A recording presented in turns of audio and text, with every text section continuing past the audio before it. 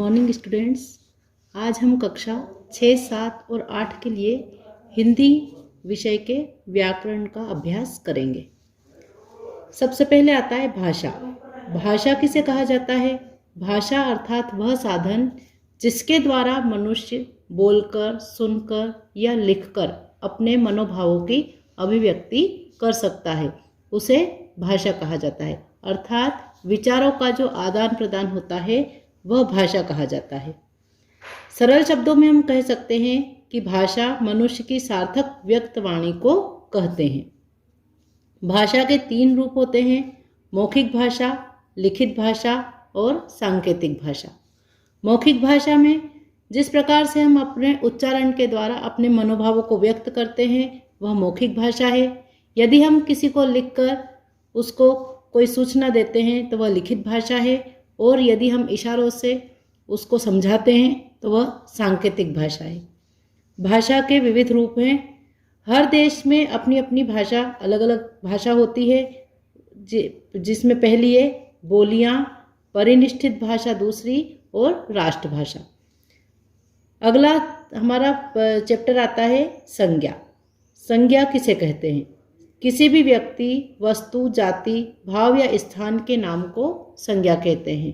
जैसे कि मनुष्य है, अमेरिका है, या बचपन, मिठास, किताब, टेबल, कुर्सी आदि। संज्ञा के भेद।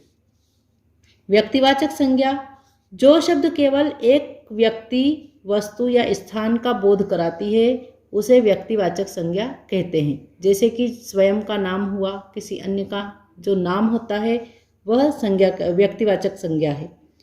जैसे कि भारत, चीन, अमेरिका या मोहन, सोहन आदि। जातिवाचक संज्ञा, जिस शब्द से किसी व्यक्ति, वस्तु या स्थान की संपूर्ण जाति का बोध होता है उन्हें जातिवाचक संज्ञा कहा जाता है। जैसे मोबाइल है, टीवी, स्कूल, गांव, शहर आदि। भाववाचक संज्ञा, जो शब्द किसी चीज या पदार्थ की अवस्था, दशा या भाव का बोध कराते हैं उन शब्दों को भाववाचक संज्ञा कहते हैं। जैसे मिठास है, ईमानदारी है, जो भावनाएं हमारे अंदर फीलिंग्स उत्पन्न होती है उनको भाववाचक संज्ञा कहा जाता है। द्रव्यवाचक संज्ञा, जो शब्द किसी धातु या द्रव्य का बोध कराते हैं उसे द्रव्यवाचक संज्ञा कहते हैं। जैसे कोयला है, पानी है, तेल, घी आदि। जिस प्रकार मेरे पास सोने के आभूषण हुए, या 1 किलो तेल लेकर आना, यह शक्कर है। तो इस प्रकार के जो शब्द होते हैं वो सभी द्रव्यवाचक संज्ञा कहलाते हैं। समुदायवाचक संज्ञा, जिन शब्दों में किसी भी व्यक्ति, वस्तु या स्थान के पूरे समूह का बोध होता है, जैसे गायों का समूह या चरवाहा उसको कहा जाता है। जिस प्रकार से ऐसा जो समुदाय होता है, जैसे कि सेना, सेना शब्द जिसमें सैनिकों का समूह है। कक्षा, जिसमें छात्रों का समूह है।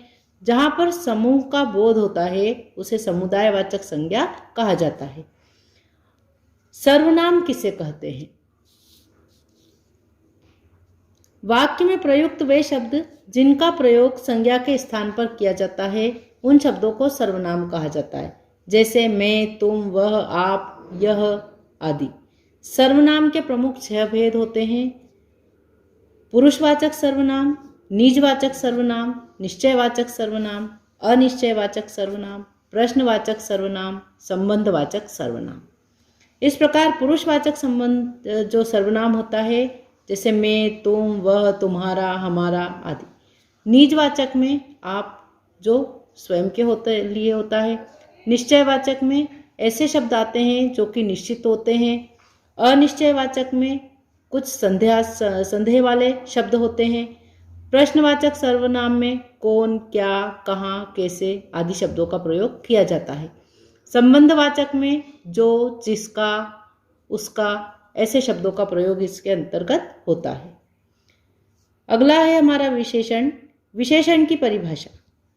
विशेषण किसे कहा जाता है? विशेषण अर्थात जो शब्द किसी संज्ञा या सर्वनाम की विशेषता बताते हैं उन्हें विशेषण कहा जाता है।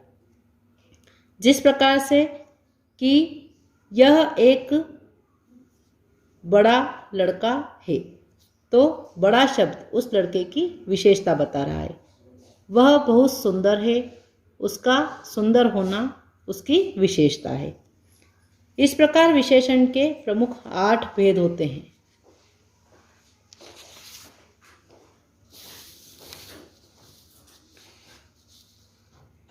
गुणवाचक विशेषण, जो विशेषण हमें संज्ञा या सर्वनाम के रूप, रंग आदि का बोध कराते हैं, गुणवाचक विशेषण कहलाता है। संख्यावाचक, ऐसे शब्द जो संज्ञा या सर्वनाम की संख्या के बारे में बोध कराते हैं, उसे संख्यावाचक विशेषण कहते हैं। जैसे विकास 4 बार खाना खाता है, तो विकास की विशेषता है कि वह 4 बार खाना खा रहा है, तो उसकी संख्या के द्वारा उसकी विशेषता को प्रकट किया गया है। परिमाणवाचक विशेषक, जो शब्द संज्ञा या सर्वनाम की मात्रा के बारे में बताते हैं, वे शब्द परिमाणवाचक विशेषक कहलाते हैं। जैसे मुझे 1 किलो टमाटर चाहिए, तो इसमें परिमाण बताया गया है, उसकी मात्रा बताई गई है कि 1 किलो टमाटर। सार्वनामिक विशेषण, जो सर्वनाम शब्द संज्ञा से पहले आए एवं विशेषण की तरह उस शब्द की विशेषता बताते हैं, वे शब्द सार्वनामिक विशेषण कहलाते हैं। जैसे वह लड़का कक्षा में अव्वल आया, किसी लड़के के बारे में बात कही गई है जो कि कक्षा में अव्वल रहा है। व्यक्तिवाचक विशेषण, जो शब्द असल में व्यक्तिवाचक संज्ञा से बने होते हैं और विशेषण शब्दों का निर्माण करते हैं, वे शब्द व्यक्तिवाचक विशेषण कहलाते हैं। जैसे लखनऊ से लखनवी आदि, या महेश्वर की माहेश्वरी साड़ी। इस प्रकार से किसी स्थान के बारे में या किसी विशेष इस जगह के बारे में उसकी विशेषता को दर्शाया जाता है। संबंधवाचक विशेषण, जब विशेषण शब्दों का प्रयोग करके एक वस्तु या व्यक्ति का संबंध दूसरी वस्तु या व्यक्ति के साथ बताया जाए, वह संबंधवाचक विशेषण कहलाता है। इस तरह के विशेषण क्रिया, क्रिया विशेषण आदि से बनते हैं। तुलना बोधक विशेषण, ये वे विशेषण होते हैं जिसमें किसी संज्ञा या सर्वनाम की तुलना की गई हो, उसके गुण की, उसके दोष की तुलना की जाती है परस्पर 2 वस्तुओं से या 3 वस्तुओं से, जिसका स्तर को बताया जाता है, उसे तुलना बोधक विशेषण कहते हैं। जैसे राम एक अच्छा लड़का है, राम श्याम से अधिक अच्छा लड़का है। इस प्रकार की जो तुलना वाली बातें होती है, जो तुलनात्मक शब्द जो होते हैं, वह तुलना बोधक विशेषण कहलाता है। प्रश्नवाचक विशेषण, ऐसे शब्द जिनका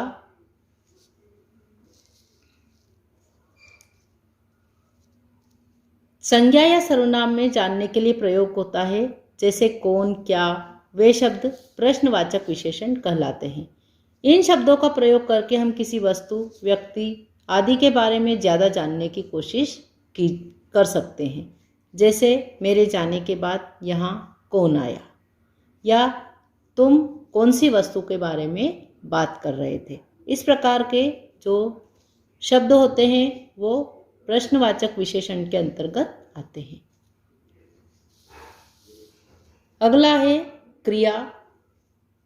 क्रिया अर्थात किसी भी कार्य को करना। ऐसे शब्द जिनसे कि हमें किसी काम के करने का या उसके होने का बोध होता है, वे शब्द क्रिया कहलाते हैं। जैसे पढ़ना, लिखना, खाना, पीना, खेलना, सोना आदि। क्रिया का उदाहरण हो सकता है, राकेश गाना गाता है, मोहन पुस्तक पढ़ता है, मैं घर जाता हूँ। क्रिया हमें समय सीमा के बारे में संकेत करती है। क्रिया के रूप की वजह से हमें यह पता चलता है कि कार्य वर्तमान में हुआ है या भूतकाल में हो चुका है या भविष्य काल में होने वाला है। क्रिया का निर्माण धातु से होता है। जब धातु में ना लगा दिया जाता है तब वह क्रिया बन जाती है। जैसे पढ़, ये धातु है और इसमें ना लगा दिया, पढ़ना, तो यह क्रिया हो गई। क्रिया को संज्ञा और विशेषण से भी बनाया जाता है। क्रिया को सार्थक शब्दों के में 8 भेदों में इसे माना जाता है। यह होते हैं क्रिया के भेद, कर्म, जाति तथा रचना के आधार पर क्रिया के भेद। कर्म, जाति तथा रचना के आधार पर क्रिया के प्रमुख 2 भेद होते हैं।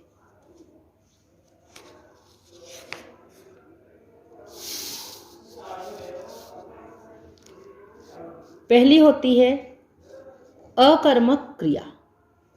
जिस क्रिया का फल कर्ता पर ही पड़ता है वह क्रिया अकर्मक क्रिया कहलाती है। इस क्रिया में कर्म का अभाव होता है। जैसे श्याम पढ़ता है, राजेश दौड़ता है, सांप रेंगता है आदि। सकर्मक क्रिया, जिस क्रिया में कर्म का होना जरूरी होता है वह क्रिया सकर्मक क्रिया कहलाती है।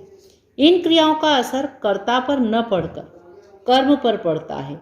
सकर्मक अर्थात कर्म के साथ, करने वाले के साथ में, जो भी काम किया जाता है उसके साथ। जैसे विकास पानी पीता है, इसमें पीता है, क्रिया का फल कर्ता पर न पड़कर कर्म पानी पर पड़ रहा है, जोर ज़्यादा पानी पर दिया जा रहा है। यह सकर्मक क्रिया होती है, अर्थात जिस पर किसी कर्म के ऊपर अधिक जोर देकर शब्द कहे जाते हैं उसको सकर्मक क्रिया कहा जाता है। संरचना के आधार पर क्रिया के भेद। संरचना के आधार पर क्रिया के 4 भेद होते हैं। प्रेरणार्थक क्रिया, नाम धातु क्रिया, संयुक्त क्रिया और कृदंत क्रिया। प्रेरणार्थक पहले है, सबसे पहले जिस क्रिया से यह ज्ञात हो कि कर्ता स्वयं काम न करके किसी और से करा रहा है या किसी और को आदेश देकर वो काम करवा रहा है, उसे प्रेरणार्थक क्रिया कहा जाता है। जैसे पढ़वाना, लिखवाना, बनवाना, समझाना, समझवाना आदि।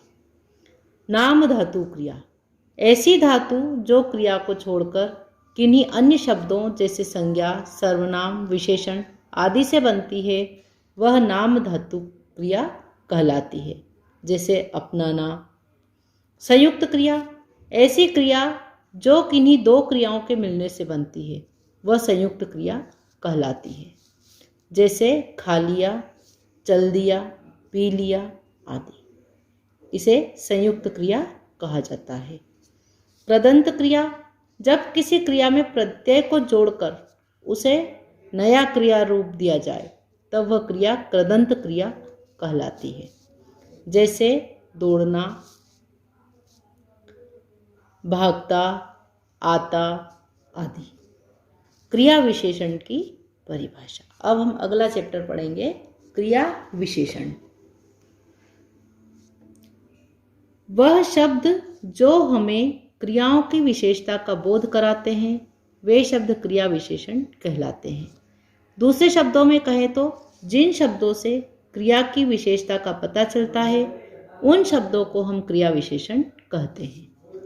जैसे हिरण तेज भागता है, इस वाक्य में भागना एक क्रिया है और तेज उसकी विशेषता है, अर्थात क्रिया की विशेषता बताई गई है कि हिरण जो है वह तेजी से भागता है। वह धीरे धीरे चलता है या कछुआ धीमी गति से चलता है, तो धीमी जो उसकी गति बताई गई है वह कछुए की विशेषता है कि वह धीरे धीरे चलता है।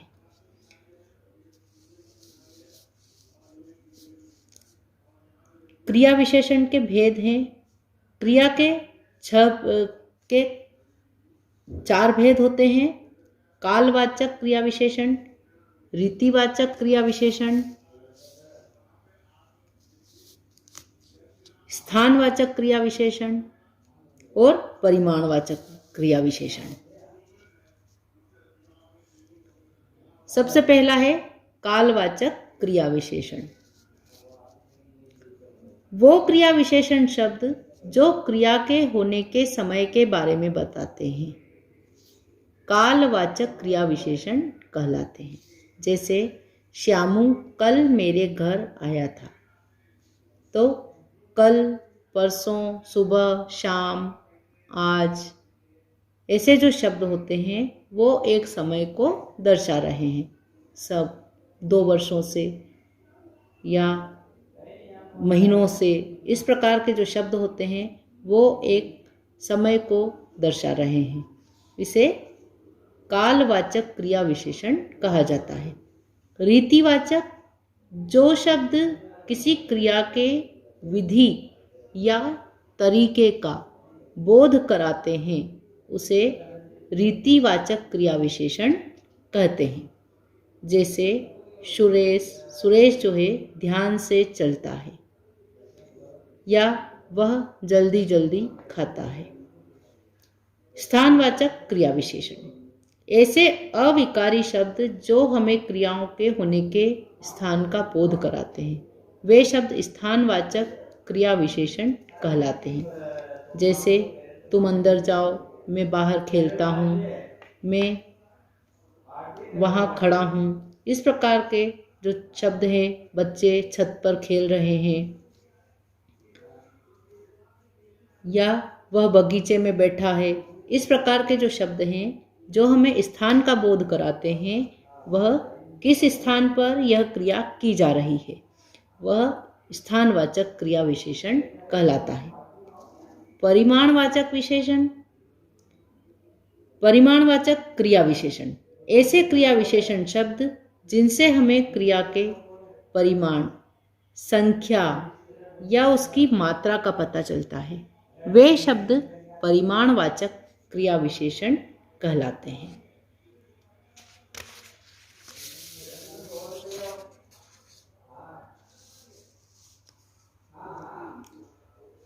जैसे अमृत बहुत ज़्यादा तोड़ता है, मोहन अधिक खाना खाता है। ऐसे शब्दों से हमें उनकी मात्रा का पता चल रहा है। प्रयोग के आधार पर क्रिया विशेषण के 3 भेद होते हैं। जैसे साधारण क्रिया विशेषण, ऐसे क्रिया विशेषण शब्द जिनका प्रयोग वाक्य में स्वतंत्र होता है, वे शब्द साधारण क्रिया विशेषण कहलाते हैं। जैसे अरे तुम कब आए, अरे वह लड़का कहाँ चला गया। ये साधारण क्रिया विशेषण शब्द जिनका प्रयोग बिल्कुल स्वतंत्र होता है, ये क्रिया विशेषण जो हैं स्वतंत्र रूप से शब्दों में आते हैं, वाक्यों में आते हैं। संयोजक क्रिया विशेषण, जिन क्रिया विशेषणों का संबंध किसी उपवाक्य से होता है, वह शब्द संयोजक क्रिया विशेषण कहलाते हैं। जैसे जहाँ तुम अभी खड़े हो वहाँ घर हुआ करता था, जहाँ तुम जाओगे वहीं मैं जाऊंगा। इस वाक्य में क्रिया का संबंध अन्य वाक्य से, अन्य उपवाक्य से हुआ है, इसलिए इसे संयोजक क्रिया विशेषण कहते हैं। अनुबद्ध क्रिया विशेषण, ऐसे शब्द जो निश्चय के लिए कहीं भी प्रयोग कर लिए जाते हैं, वे शब्द अनुबद्ध क्रिया विशेषण कहलाते हैं। जैसे यह काम तो गलत ही हुआ, निश्चित हो गया है कि हाँ यह कार्य गलत हुआ है, मान लिया गया है उसको। तो जहाँ पर निश्चितता आ जाती है, वहाँ पर अनुबद्ध किसी भी कार्य की विशेषता को बताने के लिए उसमें निश्चितता आ जाती है, वह अनुबद्ध क्रिया विशेषण कहलाता है। रूप के आधार पर विशेषण के क्रिया विशेषण के भेद। रूप के आधार पर क्रिया विशेषण के 3 भेद होते हैं। मूल क्रिया विशेषण, स्थानीय क्रिया विशेषण, यौगिक क्रिया विशेषण। मूल क्रिया विशेषण है ऐसे शब्द जो दूसरे शब्दों के मेल से नहीं बनते, यानी जो दूसरे शब्दों में प्रत्यय लगे बिना बन जाते हैं, वे शब्द मूल क्रिया विशेषण कहलाते हैं। जैसे पास, दूर, ऊपर, आज, सदा, हमेशा, अचानक, फिर से, नहीं आदि। स्थानीय क्रिया विशेषण ऐसे अन्य शब्द भेद जो बिना अपने रूप में बदलाव किए किसी विशेष स्थान पर आते हैं, वे स्थानीय क्रिया विशेषण कहलाते हैं। वह अपना सिर पढ़ेगा या तुम दौड़कर चलते हो, ये स्थानीय क्रिया विशेषण कहलाते हैं। यौगिक क्रिया विशेषण ऐसे क्रिया विशेषण जो किसी दूसरे शब्दों में प्रत्यय या पद आदि लगाने से बनते हैं, ऐसे क्रिया विशेषण यौगिक क्रिया विशेषण की श्रेणी में आते हैं। जैसे संज्ञा से यौगिक क्रिया विशेषण सवेरे, शाम, आजन्म, क्रमशः, प्रेम पूर्वक, रात भर, मन से आदि। सर्वनाम से यौगिक क्रिया विशेषण जो सर्वनाम के द्वारा बनते हैं, जैसे यहाँ, वहाँ, अब, कब, इतना, उतना, जहाँ, तहाँ, जिससे, उससे, इससे आदि। विशेषण से क्रिया विशेषण जैसे चुपके, पहले, दूसरे, बहुधा, धीरे, अचानक आदि। क्रिया से क्रिया विशेषण जैसे खाते, पीते, सोते, उठते, बैठते, जागते, आते, जाते, नहाते आदि।